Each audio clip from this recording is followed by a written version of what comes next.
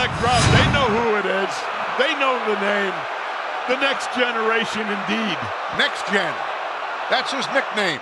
What's up, Steelers fans? Welcome into another Victory Monday following a 23-18 victory over the Las Vegas, nay Oakland Raiders. The Steelers showed us a lot to be excited about tonight. Offensively, they looked competent for the first time this season.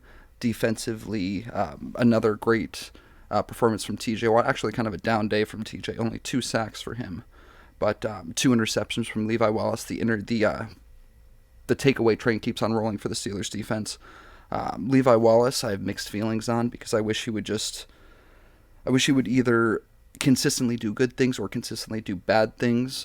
He's muddying the waters by drawing from both decks there. You try so hard to hate him because he keeps screwing up and over, and then he does something stupid like have a game with 2 interceptions, and you can't give up on a guy after he has a 2-pick game. So we're gonna have to suffer the ups and downs for at least one more here.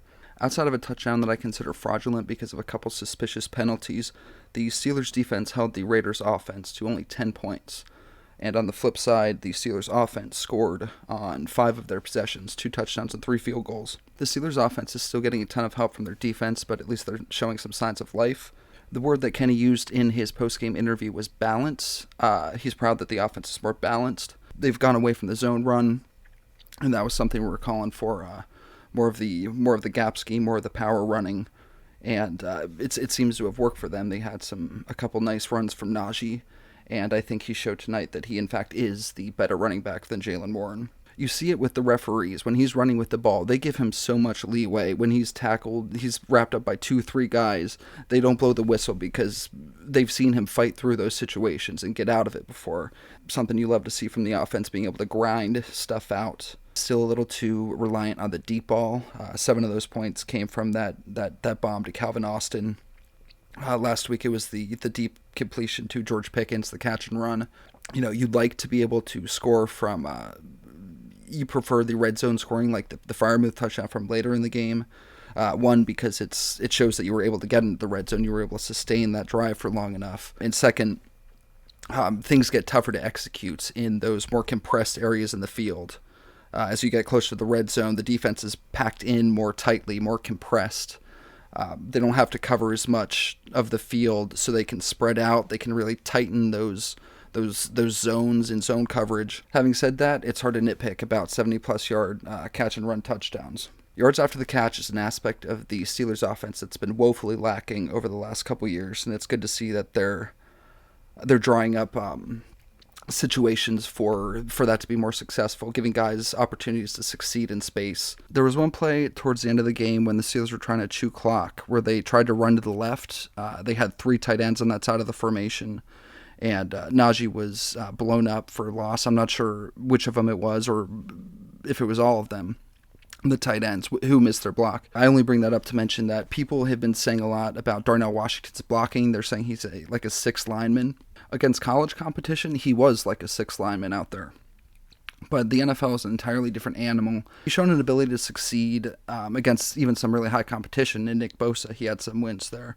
But it's mostly been stuff where he's been schemed into advantageous leverage, down blocks, stuff like that. As an actual NFL blocker, he has work to do, similar to how George Pickens had work to do, even though he looked to be a bruising, physical, punishing guy on some of the blocks that he threw out there when he was in Georgia on his tape. When you're blocking the NFL, they want you to stay with your guy and control him and keep your body between the tackler and the ball.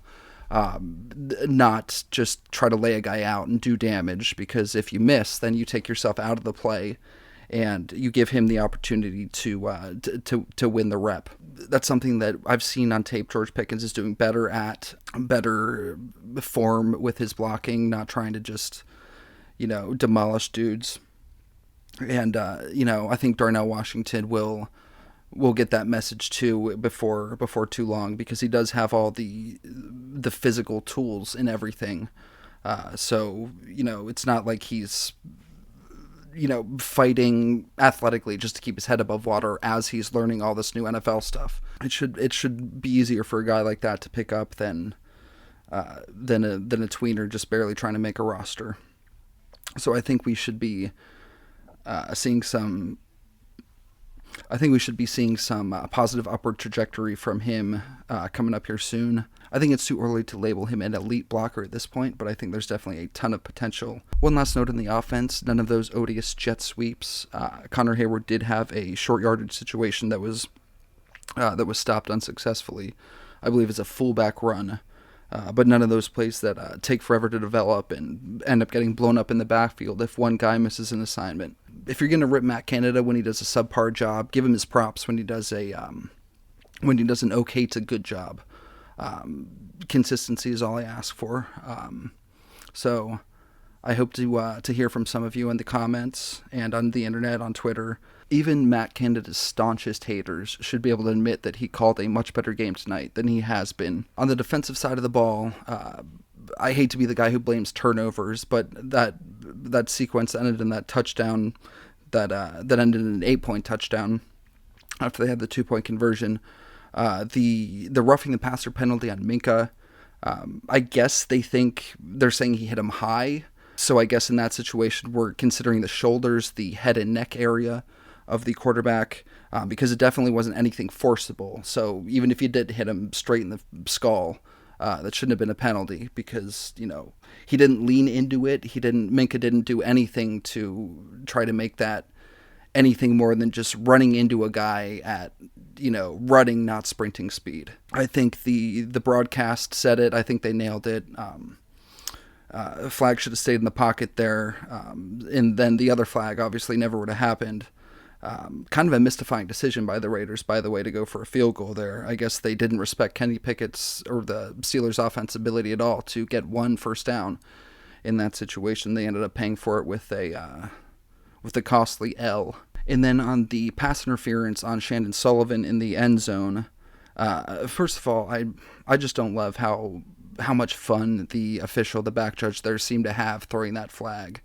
It seemed like it was the high point of his career. He put a little curve into it. In that situation, you don't love to see a referee trying to get his face on the on ESPN on the highlight reel for making a ridiculous call, because Sullivan did not. I don't want to say he didn't touch it, because again, I just saw it one time. This is a knee-jerk reaction. That's the whole point of this whole thing that we're doing right now. But it didn't seem like there was much to any contact at all. It was just the fact that Sullivan was face guarding the receiver and not reacting to the ball that drew the flag. And the flag was thrown by a guy who he couldn't have seen if there was any contact at all between Sullivan and the receiver, because the receiver's body was between Sullivan and where he was watching it. So you have Sullivan, receiver, referee. He can't see through the receiver to see what Sullivan's doing. So I don't know how he could have made that call. Again, you never blame a loss or a win on a penalty. So that wasn't the play. If they would have lost the game, that wouldn't have been the play that did it. But tough to watch a play like that in a situation like that. After that play, both teams still had chances to win the game, still had plays they could have made that would have, affected the result. But one of the teams made the play in the Steelers with Levi Wallace at the end there. The other in the Raiders did not. And this goes back to what I've been harping on the last 2 weeks about how it all comes down to execution. It doesn't matter how good the plan is. If you can't trust your guys on the field to get it done, especially in crunch time, you're going to be behind the 8 ball more often than not. You're not going to find yourself winning very many football games. Another solid night punting from Presley Harvin, and the Raiders returner almost muffed the game away at the end there, but he was able to jump back on that ball. I've highlighted Miles Boykin's ability as a gunner in the past, and the value of that to a punt coverage unit for your special teams. And I don't know if I've seen him that much this year in that role, but James Pierre, who isn't playing much defensively, always seems to be in and around the returner on those on those punt catches. So I just wanted to give him a shout out for a guy who doesn't get a lot of love, doing a great job behind the scenes. And speaking of behind the scenes, a guy who's been doing a lot of behind the scenes stuff, Keanu Benton, got his first NFL sack tonight, and it's as impressive as you can imagine. Just power, all the power you can imagine, throws his guy out of the way, gets in the backfield, finishes. This guy's going to be, at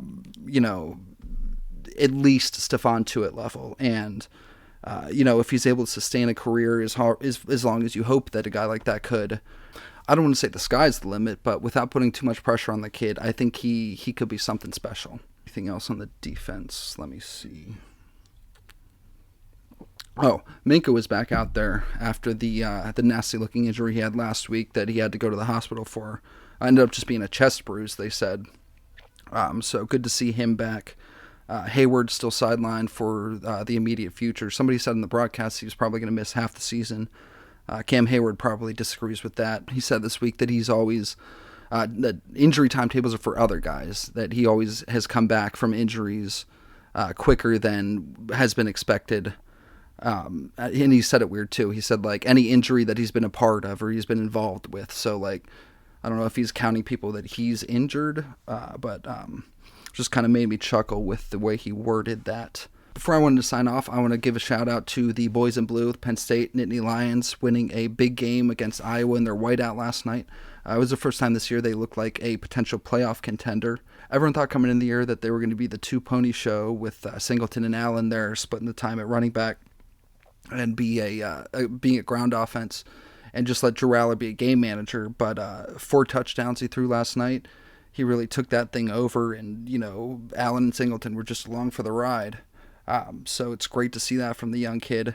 I've never been too much of a fan of NIL, but if it can keep Drew Aller in college and, resist those NFL paychecks for longer than he would have, I'm all for it. I can't wait to see what he and James Franklin can do with this team and what Manny Diaz can do with Adisa and Chop. This is as excited as I've been for a Penn State team in a long time, so...